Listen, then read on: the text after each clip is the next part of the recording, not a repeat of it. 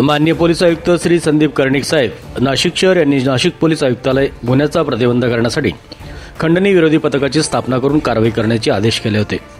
पथकातील अधिकारी अंमलदार गुन्हेगारांचा शोध घेत असताना पथकातील पोलीस हवालदार दत्तात्रय चकोर यांना गंभीर गुन्ह्यातील पाहिजे आरोपी सोन्या धात्रक हा नाशिक येथे येणार असल्याची खात्रीलायक बातमी मिळाली होती।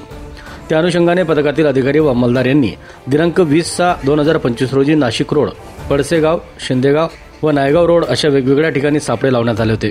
नमूद आरोपी सुनील उर्फ सोन्या बाबूलाल धात्रक, वय 27 वर्ष, धंदा मजुरी, राहणार Srushti society, irrigation colony, Makhmalabad, Nashik हा शिंदेगाव, नायगाव रोड, नाशिक येथे मिळून आल्याने त्यास अटक करण्यात आली आहे।